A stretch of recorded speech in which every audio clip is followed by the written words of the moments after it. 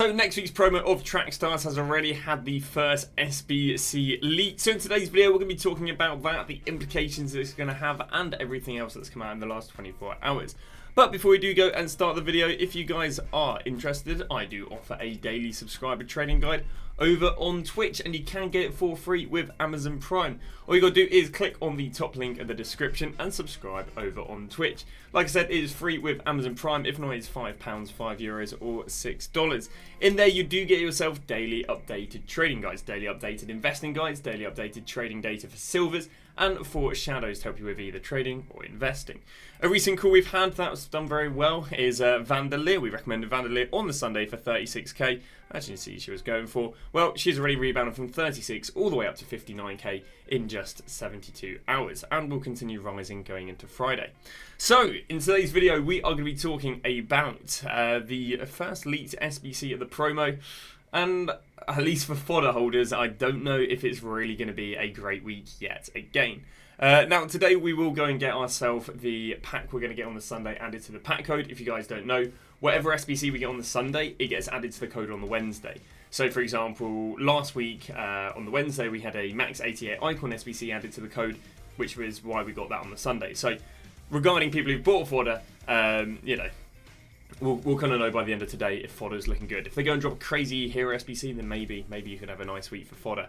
But we're not that, well, we're slightly interested in fodder, but let's talk a little bit about this Beasley card. Now, this isn't officially leaked, but this card isn't too far off Beasley's base stats. And because it's not too far off Beasley's base stats, it means we can, you know, go off the presumption that it'll be something similar to this, you know, plus 1s and 2s here and there.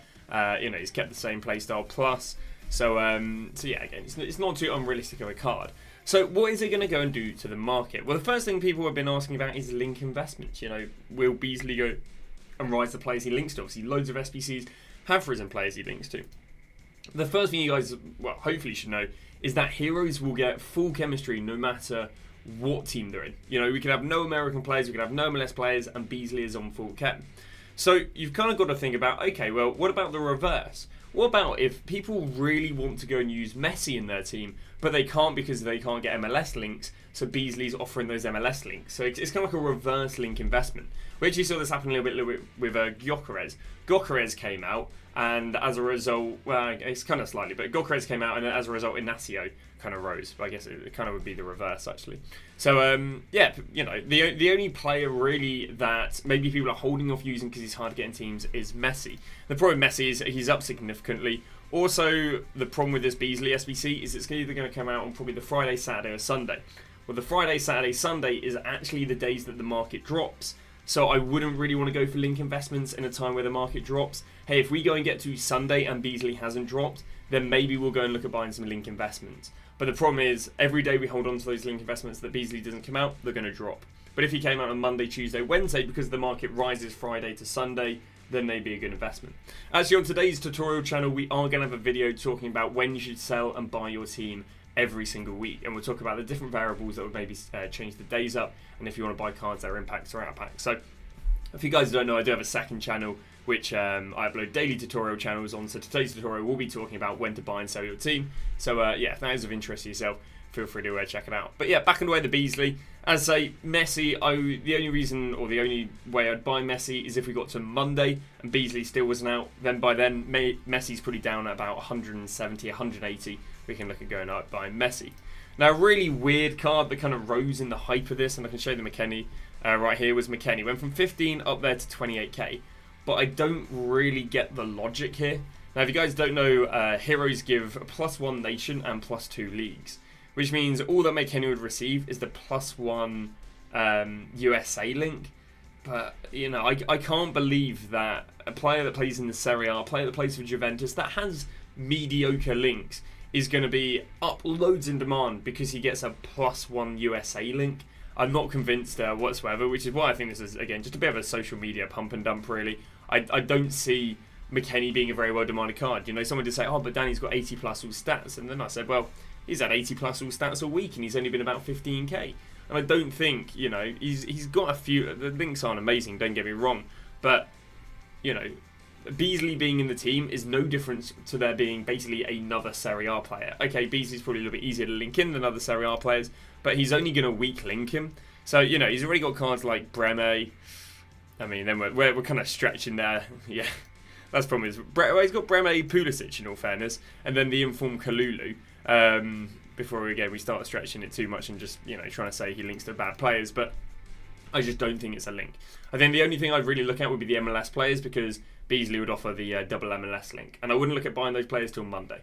Now, what else could Beasley do? Beasley could impact the most popular left-backs in the game. Now, we did go and get ourselves an Hara yesterday, and I'm not convinced that she overly impacted it. It impacted him a little bit. It's down 3k at the moment. But then that could also be because people took out the Mbappe Ballon d'Or card, which could have decreased demand. Again, we got someone like DeMarco. Was he affected by a Hara yesterday? Not really. So, yesterday we got ourselves an SBC that could play left-back, and it didn't really affect them. I would definitely say Beasley's got a higher chance of affecting left-backs than O'Hara does.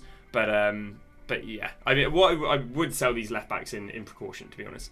So the left-backs that I would go and sell in precaution would be Mendy, DeMarco, Hernandez, and I think Delo are the most popular ones.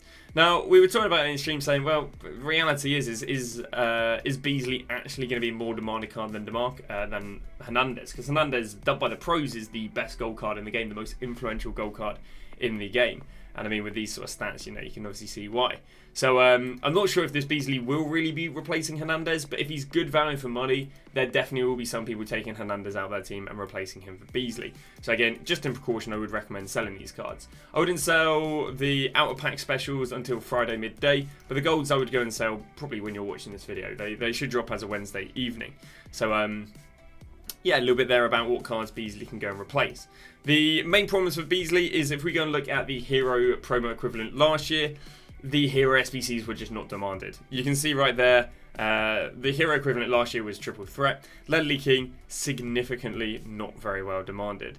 If we go move on to the next page, we can see, again, I did this kind of research yesterday, but we can see there was like a trio with Forlan, significantly not demanded. And then the following week, I believe we went and got ourselves... Did we not go and get ourselves another hero? I thought we did go and get another hero, but maybe not. But yeah, the hero SBCs we got last year just weren't very well demanded. And then obviously the Icon SBC we got last week wasn't very well demanded. So that's kind of the problem with Beasley, is that there's a high chance that EA makes him expensive and then not well demanded, and therefore you don't see any of these implications really working whatsoever in terms of link investments or replacement cards.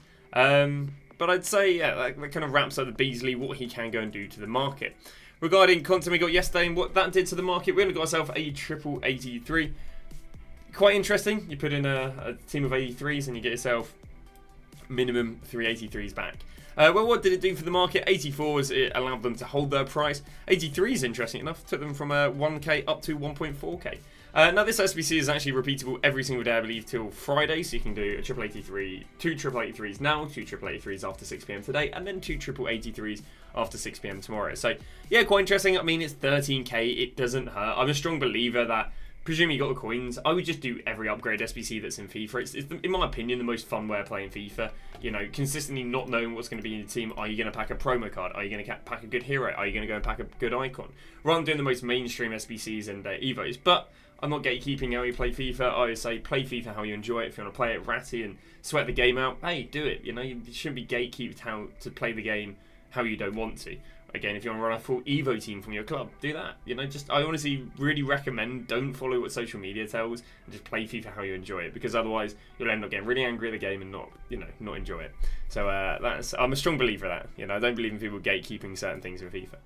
So we'll then move to the other SBC, which is Kelly O'Hara. We already showed you. She didn't really go and drop right backs. Came in with an interesting card. Obviously, rapid on a fullback's not bad. The problem with her is that she is 5'6". And obviously only really has NWSL links. Playstyle, she got some really, really nice playstyles. She got rapid, jockey, quick step, ping pass. So definitely more of the offensive playstyles than defensive playstyles. You know, so I guess she's definitely more of an attacking fullback than she was a left back. Well, that kind of shows in the roles with her having plus on wing back, plus on wing back, plus on attacking wing back, and plus on attacking wing back. So, yeah, not too bad. What did she go and do for the NWSL link investments? Well, Williams, she didn't really rise whatsoever. She was 18k before she came out. She was 18k after. Didn't really do that much for Rodman. Rodman was 236 pre. She's 250 post. Rodman would have been rising anyway because people's Ballon d'Or players expired. And Smith, Rodman's gold card was around about 3.4 before she came out. 3.9 now. That definitely demonstrates demand in my opinion. Smith, before she came out, was 58. She's currently still 58. Smith, of which, by the way, has rebounded from 40k from this weekend. So really nice rebound right there. Sadly, not someone actually tipped. And yeah, we're looking at right backs, and she didn't really do anything to right backs. We can see Delo, before the SBC came out, 266. After the SBC came out, if anything, more expensive. So no drops on the market, no real impact with the likes of Hara, but as a result of Hara not really having any impact, it allowed the rest of the market to rise. Like I said, the Ballon d'Or players expired, and because the Ballon d'Or players expired, the whole of the special attacker market went and rose. I want to pick myself up loads of investments up just a few days ago, so I'm going to walk you through some of these. Shevchenko picked up at 160, sold at 190. Been doing a lot of icon trading, which is why you see a lot of icons. All these Hernandez's were bought under 105, sold at 118.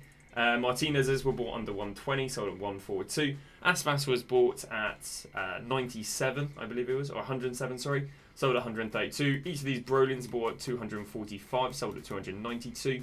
Keane was bought for 145, currently 182. We've still got a few players who go and sell on, so currently we're sitting just above about 7 million coins, which is nice. But yeah, been doing loads of icon trading. Really nice deal we got here on a Casillas for 400. He's going up for 485, going to turn over like 60k. If you're interested how I do all this icon trading, check out the tutorial channel. Got a tutorial on how to icon trade. If not, go and join my stream, and I can go and walk you through how to do that. And again, we've got a few Pappins picked up here at 58, trying to shift on there for 82. So forwards looking really nice again. We recommended all these players, even all the players I'm going to show you right now. What was it? Liao was recommended around about 275. He's up at 309. Son was recommended. These were all on Sunday, so it would have been about 110. He's up to 134.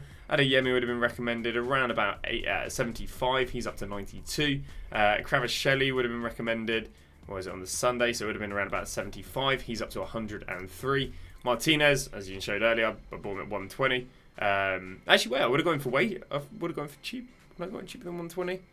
Sunday. No, maybe I got to go. Yeah, 120. Flip these on, and currently 145. Now, I'll be honest with you, these cards are favoured to rise till Friday midday. Why have I sold now? Just because I can make more coins icon trading than I can actually just holding investments, because I can make around, well, we can make about 400 or 500k a day with icon trading, whereas the investments aren't going to probably rise 400 or 500k. So that's what I've sold to do icon trading. Otherwise, I recommend selling on Thursday evening, or if you're happy to gamble it, probably Friday midday, I think will be a slightly better sell time. Do I think you can go and buy special attackers now? Probably. I'd probably hold off of it. Again, I think the best investment at the moment is just buying shadows, hunters, or just waiting for another investment opportunity. Those investment opportunities probably going to be Friday evening, buying SBC fodder if you want to gamble on fodder this week, although it hasn't really worked for 2 weeks in a row now, so you know, fodder's ever looking worse and worse each week. If not, it's, again, just hold your fodder, wait till about Sunday, and then put it all on metas to go and flip. And again, we'll be having a tutorial video today talking about the how to flip your team. A few other things that have been leaked. We've gone and seen ourselves the team of the week being leaked. We can see Bellingham, Salah, Kateo, Cucurella, and St. Maxim. What can we take away from this? Well, I probably wouldn't be buying high-rated informs, because on top of that, we've got a Di Maria. So next week, we've got a Kateo. That'll kind of stop super high-rated informs doing that well. Then on the lower end, Cucurella and Di Maria probably going to be probably going to be discard informs. So again, I don't think it'll be a week where we go and see high-rated informs doing well, especially as the player SBC that leaked is Beasley. Unless we get some substantially better SBCs, I don't see it being too well demanded.